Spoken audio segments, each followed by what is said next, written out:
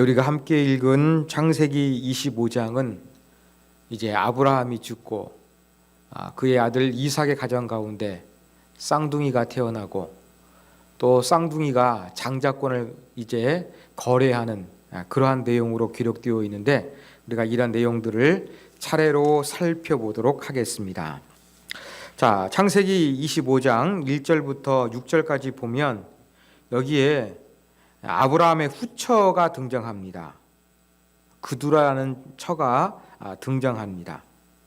그리고 이제 그 그두라를 통해서 태어난 아브라함의 아들들 6명이 여기에 기록되어져 있습니다.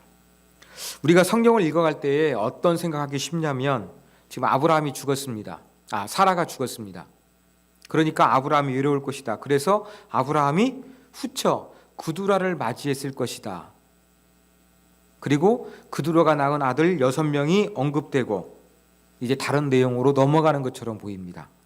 그런데 많은 학자들은 이 그두라가 그 사라가 죽은 이후에 아브라함의 아내가 되었을 것이다, 그렇게 주장하는 사람들이 많습니다만, 꼭 이것을 그러한 시간적인 순서로 볼 수 없다는 것도 우리가 잊지 말아야 되겠습니다. 왜냐하면 아브라함이 그두라를, 사라가 죽었다고 하면은 138세예요. 그럼 138세 넘은 이 아브라함이 6명의 아들을 그렇게 얻을 수가 있었을까? 가능하겠지만 이러한 주장을 펼치는 그러한 사람도 있습니다. 그래서 우리가 여기에서 꼭 그렇게 그두라가 언제 아브라함의 후처가 되었는가 궁금하지만 이건 중요하지 않습니다. 사라가 있었을 때든지 아니면 사라가 죽은 다음에든지 이게 중요한 것이 아니라, 중요한 것은 바로 무엇이냐? 하나님께서 아브라함에게 복을 주셔서 큰 민족을 이루고 민족의 아버지가 되게 하신다 그랬는데, 후처를 통해서도 6 아들을 통해서 이렇게 번성한 걸 보니까 하나님의 말씀이 이루어지는구나. 여기에 초점을 맞추시면 되겠습니다. 자, 그러면서 5절 보면 아브라함이 이삭에게 자기의 모든 소유를 주었고, 다른 자녀가 많이 있습니다. 이스마엘 쫓아냈고요. 그렇지만 자기의 재산을 물려준 사람은 누구냐? 이삭입니다. 그리고 6절, 자기 서자들에게도 재산을 주어, 재산이라고 번역했는데 더 보다 정확한 번역은 이것은 선물입니다. 그러니까 이 아버지 아브라함이 가지고 있는 재산을 띄어가지고 이삭에게는 많이 주고 다른 서자들에게 조금씩 줬다는 것이 아닙니다. 성경의 이야기는 어떻느냐? 유산은 이삭이 받은 거예요. 그렇지만 선물로서 다른 서자들에게도 아브라함이 물질을 나누어 줬다. 그렇게 우리가 이해하면 되겠습니다. 그리고 이 재산을, 이 선물을 줘서 어떻게 했느냐? 이삭을 떠나가 살게 했죠. 어디로 갔습니까? 동쪽으로 갔습니다. 여러분, 창세기에서 동쪽으로 이동하는 그러한 경로가 자주 등장합니다. 그렇지만 동쪽으로 이동한 사람들은 대부분 나쁜 방향과 선택받지 못한 사람들이 이동한 방향이었어요. 달마가 동쪽으로 간 까닭이 아니라, 하여간 창세기에서 동쪽으로 간 까닭은 조금 하나님의 선택과 거리가 먼 사람들이 이동했다는 걸로 여러분들이 기억하시면 되겠습니다. 자, 그리고 이제 7절부터 11절까지는 드디어 믿음의 조상 아브라함이 죽게 됩니다. 아브라함이 죽었을 나이가 몇 살입니까? 175세예요. 자, 아브라함이 내 본토 집을 떠났을 나이가 몇 살입니까? 몇 살이죠? 75세입니다. 그러면 하나님의 부르심을 받고 아브라함이 몇 살 산 거예요? 딱 100년을 살았습니다. 그래, 아브라함이 하나님 부르심 받아 순종하면서 100년을 살았는데 어떠한 죽음을 맞이했을까 하는 것입니다. 8절에 보면 나이가 높고 늙어서 기운이 다하매, 이러한 표현이 있습니다. 오래 살았다는 것이죠. 그렇게 뭐 병으로 죽은 것도 아니고 완전히 그 몸의 기력이 다 쇠할 때까지 장수했다는 것입니다. 평안한 여생을 마감했다는 것이 바로 8절의 기록입니다. 그래서 이제 아브라함이 죽고 장례를 지납니다. 자, 9절에 보니까 장례를 지내는 아들의 명단 누구누구 등장합니까? 이삭과 이스마엘이에요. 여러분, 이스마엘 한번 기억해 보십시오. 이스마엘 어떻게 되었습니까? 쫓겨났죠.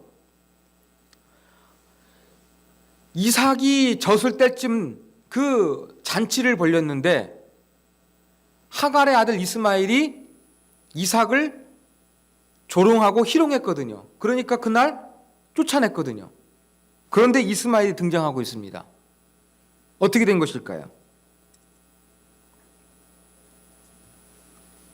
자, 이렇게 이스마엘이 다시 등장한 걸 보니까 비록 하갈과 이스마엘이 아브라함 집에서 쫓김을 받았습니다만 완전히 연을 끊고 산 것 같지는 않습니다. 왜 그렇습니까? 아브라함이 죽음을 맞이해서 부고를 했는데 이때 우리식으로 말하면 상주로서 이스마엘이 등장하고 있기 때문에 연락 가능했다는 거예요. 그렇다고 한다 그러면 아브라함 가문과 집에서 나간 이스마엘은 그래도 연락을 주고받고 살았다는 것이 합리적인 그러한 해석이라고 할 수가 있을 것입니다. 이스마엘은 많이 서운했겠죠. 자기가 듬뿍 사랑받다가 동생 이삭이 태어나가지고 아버지의 모든 사랑을 동생이 뺏어갔거든요. 이 상대적인 박탈감, 상처가 있을 거예요. 아마 그래도 시간이 지나면서 이렇게 화해를 하지 않았을까 추정해 볼 수가 있습니다. 그리고 만일 화해하지 않았다고 하더라도 이스마엘이 아브라함의 죽음 가운데 상주로 등장한다는 것은 그만큼 아브라함의 그 위상, 명성이 그 당시 세계에서 자자했다는 것을 보여주는 그러한 증거로 볼 수도 있을 것입니다. 자, 그래서 이렇게 이삭과 이스마엘이 아브라함을 장례하는데 아브라함이 구입했던 또 사라가 묻혔던 막벨라 굴에 시신이 안장이 됩니다. 그리고 장례 이후에 이삭이 어디에서 사느냐? 11절에 보니까 부엘라 헤로이에서 이제 거주하게 됩니다. 자, 이제 12절부터는 이스마엘에 대한 기록이 나옵니다. 아브라함 장례 때 등장했던 이스마엘에 대한 족보가 12절부터 18절까지 기록되어져 있습니다. 이스마엘의 족보다 그렇게 이야기하면서 여기에도 쭉 그의 아들들을 이야기합니다. 여기에도 12아들이 등장합니다. 자, 이건 어떤 의미가 있을까요? 비록 하갈과 이스마엘이 이렇게 집을 2번 나가게 되는 기록이 16장과 21장에서 있는데 그때 하나님의 약속이 바로 무엇이었냐면은 이스마엘로도 큰 민족을 이루게 하신다는 하나님의 약속이 주어졌어요. 그런데 성경은 이러한 하나님의 약속이 정말로 이루어져서 이 이스마엘을 통해서 12아들이 나와서 큰 민족을 이뤘다는 하나님의 약속이 신실하게 이루어졌음을 보여주고 있는 것입니다. 그리고 이스마엘이 137세에 죽었다 이야기합니다. 여러분, 아브라함의 자손이 아닌데 그의 죽은 나이가 기록됐다는 거 아주 특별합니다. 그렇다고 한다 그러면 이스마엘도 성경에서 특별히 소중하게 여겨서 언급하고 있다는 증거가 되는 것이죠. 이스마엘도 하나님께 비록 아브라함의 큰 선택받은 민족은 이삭을 통해서 이루어지지만 그래도 하나님께서 그 이스마엘도 큰 민족을 이룬다고 약속하셨으니까 12아들을 통해서 많은 자손을 얻었고 또 그의 죽은 나이까지 기록하면서 이스마엘도 비록 선택은 받지 못했지만 그의 삶이 아주 특별했다. 이런 것들을 보여주기 위해서 이스마엘의 족보 또 그의 죽음의 나이가 구체적으로 언급됐다는 것을 우리가 알 수가 있습니다. 자, 그다음 19절부터 이제 다시 이삭의 이야기로 이제 넘어옵니다. 그래서 19절 보니까 아브라함의 아들 이삭의 족보는 이러하니라 라고 하면서 이제는 이삭의 족보로 시작하고 있어요. 근데 이삭의 족보 간단하죠? 두 아들밖에 없습니다. 이삭의 족보 두 아들 얻었는데 쉽게 자녀가 생기지를 않았습니다. 여러분, 리브가와 이삭이 결혼했을 때 나이가 40세였습니다. 그런데 오늘 성경에 보니까 26절 그 쌍둥이들을 낳았을 때 이삭의 나이가 몇 살입니까? 60세죠. 그러면 40세 결혼해서 아들을 드디어 20년 만에 낳았다는 이야기가 되는 것입니다. 상당히 이삭 부부도 불임으로 오랜 세월 동안 고생했음을 알 수가 있습니다. 근데 21절 보십시오. 불임으로 임신이 되지 않으니까 이삭이 어떻겠습니까? 그를 위하여 여호와께 간구하매. 이삭은 아이를 낳지 못하는 아내 리브가를 위해서 하나님께 기도했다. 그렇게 언급되고 있습니다. 그래서 하나님께서 태의 문을 열어주셨어요. 근데 임신을 했는데 쌍둥이에요. 근데 쌍둥이가 22절 보니까 어머니 뱃속에서 어떻게 합니까? 서로 싸우는지라 그렇게 하고 있습니다. 이 싸운다고 번역된 히브리 단어는 서로 밀치는 과격한 행동을 나타내고 있는 거예요. 그러면 그냥 아이가 뱃속에서 그냥 움직이는 게 아니에요. 우리 여자분들 그렇게 자녀를 낳았을 때 뱃속에서 아이들이 움직이는 정도가 아니라 두 쌍둥이 어떤 겁니까? 서로 밀침이 막 치고받는 거예요. 그 속에서부터. 그러니까 뭐 초임임에도 불구하고 이건 아이가 뛰노는 거하고는 너무 차원이 다른 거예요. 가만히 있을 수가 없죠. 야, 어떻게 해야 될 것인가? 22절. 그래서 리브가가 여호와께 묻자온대. 하나님께 묻는다는 얘기는 하나님께 기도했다는 이야기입니다. 하나님의 응답으로서 뱃속에 그때는 쌍둥이가 있는지 전혀 모르니까 하나님이 쌍둥이라는 사실을 알려주시죠. 그러면서 이제 큰 자보다 작은 자가 더 위대해서 큰 자가 첫 번째가 둘째를 섬기게 될 것을 하나님께서 미리 말씀하여 주셨습니다. 하나님 말씀대로 아이를 그렇게 이제 출산했는데 정말로 쌍둥이였습니다. 그래서 이름을 짓습니다. 25절과 26절. 먼저 나오는 애는 에서라고 했습니다. 그 이유가 무엇입니까? 붓고 털이 많다는 거예요. 특히 이제 좀 피부가 좀 불구스름했나 봅니다. 에돔이라는 것이 조금 단어와 연결이 되는데 바로 불구스름했습니다. 둘째 쌍둥이 먼저 나온 형의 발꿈치를 잡고 나왔어요. 뱃속에서부터 서로 싸웠으니까. 그래가지고 그 이름을 야곱이라고 했습니다. 자, 우리가 보통 이름 어떻게 짓습니까? 성경에서의 이름은 어떻습니까? 주로 희망사항을 담고 있어요. 아니면 태어날 때의 특별한 어떤 경우가 있습니다. 사건이 있습니다. 그랬을 때에 이것을 기억하기 위해서 이름을 지었어요. 그런데 지금 에서라는 이름과 야곱이라는 이름은 어떻게 주어졌느냐? 뭐 불임했다가 하나님의 은혜로 아이를 낳아가지고 이름 진 게 아니라 에서는 그의 태어난 모양생을 보고서 이름을 지었고 야곱은 뱃속에서 나왔을 때에 형의 발뒤꿈치를 잡았던 행동을 보면서 이름을 지었습니다.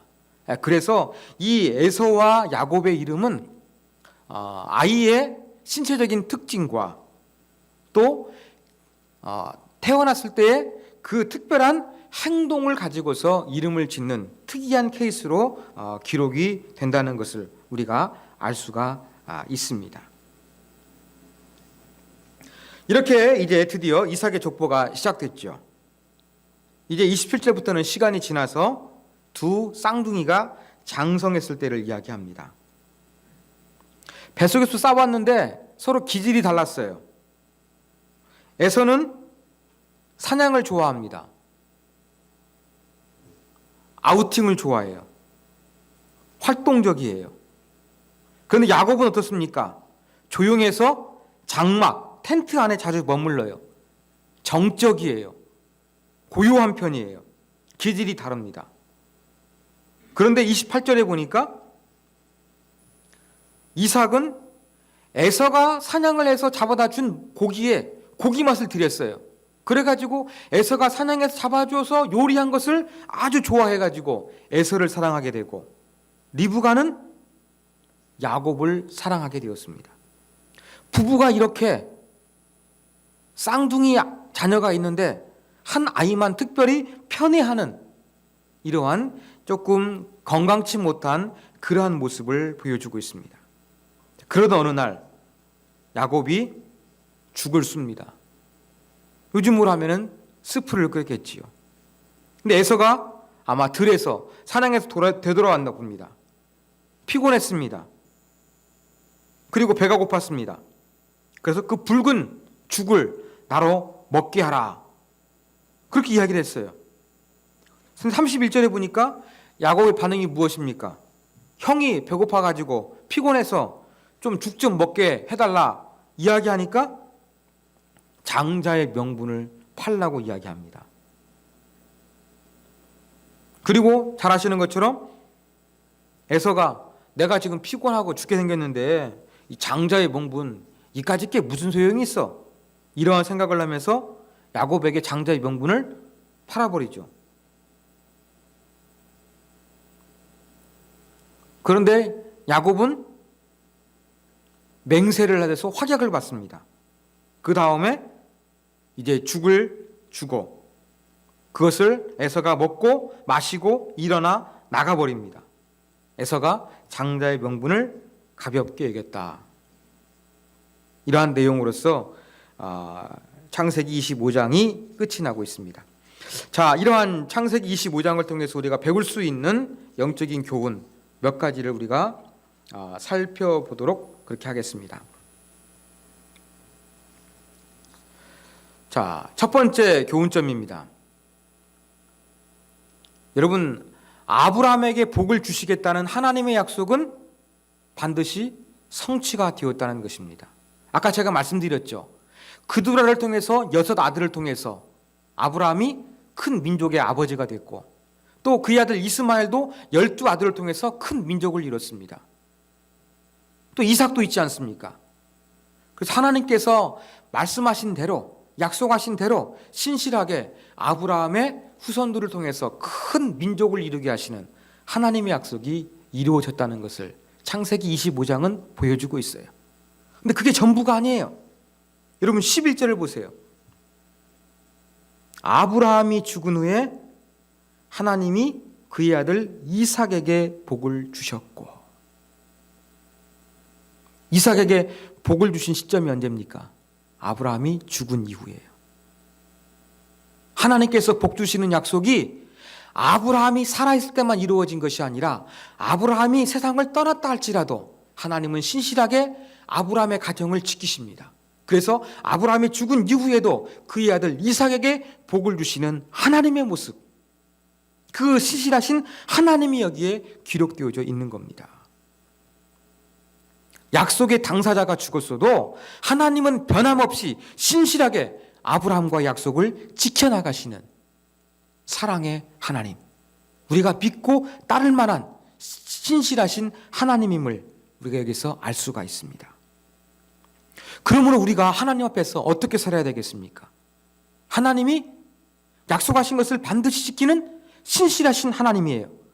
그러면 우리는 자로나 우르나 치우치지 아니하고, 때로는 힘들고 때로는 위기가 오고 때로는 어려움이 와도 묵묵하게 하나님을 신뢰하며 믿음의 길을 걸어갈 수 있는 그러한 아름다운 신앙의 자세를 우리가 가져야 한다는 영적인 교훈을 우리가 얻을 수가 있습니다. 여러분, 오른쪽으로 갈까 왼쪽으로 갈까 고민하지 마세요. 왜요? 하나님은 신실하게 약속을 지키시는 거예요.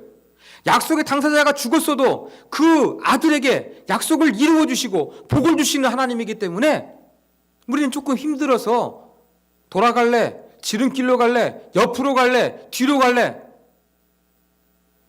이렇게 할 필요가 없다는 것입니다. 여러분, 신실하신 하나님 믿으면 어떻게 합니까? 묵묵하게 믿음의 길 걸어가면 됩니다. 여러분 안에서 그 믿음의 길로 걸어가는 그 신실하신 하나님을 향한 굳건한 믿음이 있기를 간절히 소망합니다. 자, 두 번째 교훈입니다. 오늘 야곱의 아들 에서와 야곱은 신앙의 바른 인물이 아니라는 것을 오늘 여기서 보여주고 있습니다. 자, 에서 배고프고 피곤했어요. 그래서 장자권을 가볍게 여겼습니다. 이러한 에서의 모습은 육체의 정욕, 육체의 어떤 쾌락을 쫓아가는 현대인들의 모습을 잘 보여주고 있는 것 같습니다. 현대인도 어떻습니까? 맛집 가는 거 좋아하죠. 경치 좋은 곳 여행하는 것 좋아하죠. 홈쇼핑 들으면 막 전부 다 여행밖에 나오지 않습니다. 그리고 육체를 즐깁니다. 이렇게 먹고 여행하고 자기의 행복을 위해서 아낌없이 돈과 시간을 지출하는 것이 현대인들의 모습입니다. 여러분, 이러한 모습 가운데 에서의 모습과 연결되어 있다는 것을 우리가 기억했으면 좋겠습니다. 에서가 그랬던 것처럼 어떠한 장자권, 이걸 소중히 여기는 것이 아니라 먹는 것, 내 육체를 편하게 하는 것, 피곤해서 빨리 벗어나는 것, 이게 제일 소중했어요. 우리의 삶의 가치관도 에서처럼 이 물질을 추구하고 맛있는 거 먹고 내 육체의 만족을 채우려기 위해서 노력하는 모습 보이기가 쉽습니다. 이 장자권을 팔아버린 에서의 모습, 아름다운 모습은 아니잖아요. 이러한 에서의 모습 우리가 닮아가서는 안 될 것입니다. 자, 그러면 야곱은 어떻습니까? 야곱은 에서와 달리 장자권의 가치를 알고 있었어요. 그래서 그것을 어떻게 쓰든지 얻고자 했어요. 여러분, 이 배고파 집에 들어왔던 에서가 팥죽 달라고 이야기합니다. 명령문으로 되어 있습니다. 그런데 에서가 어떻게 반응한지 아십니까? 형의 장자권을 나한테 팔라. 이것도 명령문이에요. 명령식으로 기록되어 있어요. 강하게 이야기하죠. 그래서 어떤 성경학자는요, 이 야곱이 에서의 장자권을 요구했던 것은 갑자기 이렇게 우연히 이루어진 것이 아니라 계획된 것으로 그렇게 해석하는 학자도 있습니다. 왜 그러느냐? 여러분 아시다시피 제가 말씀드렸다시피 에서는 조금 활동적이었어요. 그래서 사냥 같은 걸 좋아가지고 밖에 있었어요. 대신 이 야곱은 집 안에 있었어요. 그죠? 집 안에 있으면서 이 이삭은 주로 뭐 했느냐? 유목을 했거든요. 유목은 이동합니다. 그러면 텐트를 치겠죠. 장막이라는 거, 텐트를 칩니다. 근데 텐트를 관리하는 사람은 누굽니까? 야곱이 관리했던 거예요. 그럼 그 당시에 그 텐트를 관리하는 사람이 야곱이라고 한다 그러면 그 집안에서 일하는 모든 시속들은 그 텐트 안에서 누구의 명령을 받아야 했느냐? 야곱의 명령을 받아야 했어요. 그래서 지금 에서가 형이에요. 배고파 집안에 들어왔어요. 배가 고파가지고 나한테 죽을 달라 이야기했어요. 그런데 그 집안에 있는 하인들이 자기 마음대로 에서가 명령했다고 그래가지고 죽을 갖다 줄 수가 없는 거예요. 왜요? 에서는 주로 밖에서 활동하는 사람이고 이 장막에 있는 모든 것들을 관리하는 사람은 야곱이기 때문에 그 권한을 가진 야곱이 허락을 안 해주면 줄 수가 없다는 거예요. 그래서 의도적으로 야곱이 자기의 권한을 이용해서 형한테 어떻게 합니까? 기회를 엿보고 있다가 정말로 좋은 기회가 온 거예요. 형의 약점, 형이 정말 먹을 거에 목숨 걸 만한 그러한 순간을 기다렸다가 이 순간 놓치지 않고 어떻게 하는 겁니까?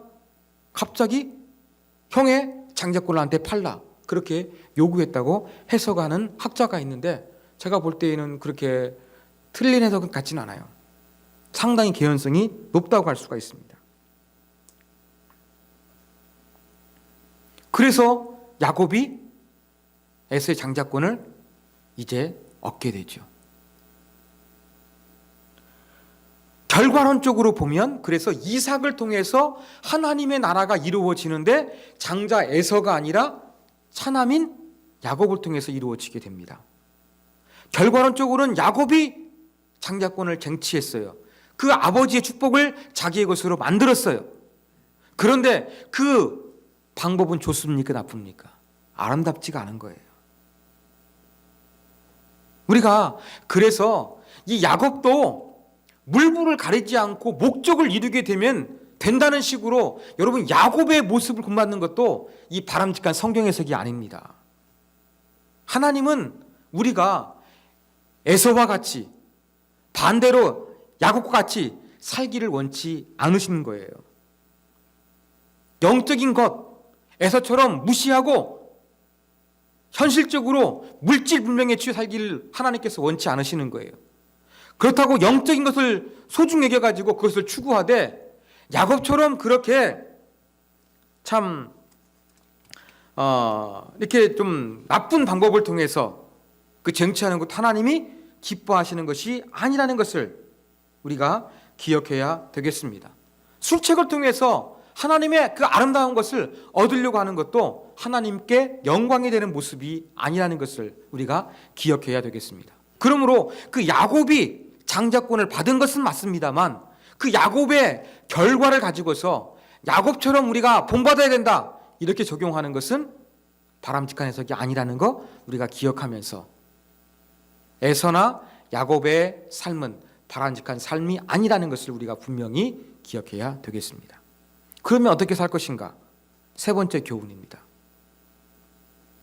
그건 바로 이삭과 리브가가 보여준 것입니다. 인간적인 방법을 내려놓고 어떻게 하는 겁니까? 하나님께 기도하며 사는 거예요. 자, 오늘 보면 이삭이 기도했죠. 리브가가 기도했죠. 아주 간단하게 기록되어 있어요. 그렇지만 그 기도했다는 그 영적인 무게감은요, 한 절 그 이상입니다. 왜 그러느냐? 자, 20년 동안 자녀가 없어요. 그때 자기 리브가의 처인 리브가의 태가 열리기를 위해서 이삭이 간절히 기도했습니다. 이삭이 기도하니까 하나님께서 리브가의 태를 열어주셨어요. 임신을 했는데 뱃속에서 그냥 불아파 전쟁이 납니다. 뱃속에서 그냥 아이가 움직이는 정도가 아니라 막 치고받고 막 싸웠습니다. 다퉜습니다. 하나님께 이때 어땠습니까? 리브가가 기도했잖아요. 아주 간단하게 기록되어 있어요. 그런데 이 이삭과 리브가가 간단하게 기록했다고 하는데 이들의 삶은요, 정말로 하나님만 의존하는 그러한 모습을 보여줬다는 것을 우리가 기억할 필요가 있습니다. 왜 그렇습니까? 자, 이삭의 아버지 아브라함, 자식이 없었죠. 어떻게 했습니까? 이스마엘 왜 태어났습니까? 씨바지 했잖아요. 인간적인 방법 동용했잖아요. 그 다음에 야곱, 이삭의 후손 중에서 야곱 어떻게 살았습니까? 그 두 아내, 라반의 딸과 또 그 두 몸종 통해 가지고 12아들 태어나지 않습니까? 그때 모습 어떻습니까? 자녀 얻기 위해서 경쟁하잖아요. 인간적인 방법 쓰잖아요. 합한 채 훔치지 않습니까? 그런데 그 이삭, 그들의 아들과 그의 아버지와 달리 이삭과 리브가는 하나님께 기도했지 인간적인 방법을 사용했습니까? 사용하지 않았어요. 여기에 이삭과 리브가의 기도에 위대함이 있는 것입니다. 그러면서 우리가 어떻게 살아야 할 것인가?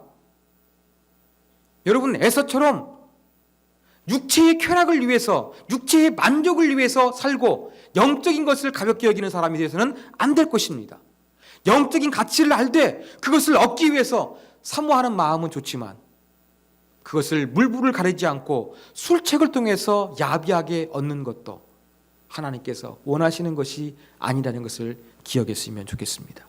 인간적인 방법이 아니라 리브가와 이삭처럼 그저 하나님께 기도하는 겁니다. 하나님을 의지하는 겁니다. 이것이 바로 우리가 살아야 될 아름다운 신앙의 길임을 오늘 본문을 통해서 우리가 배울 수가 있습니다.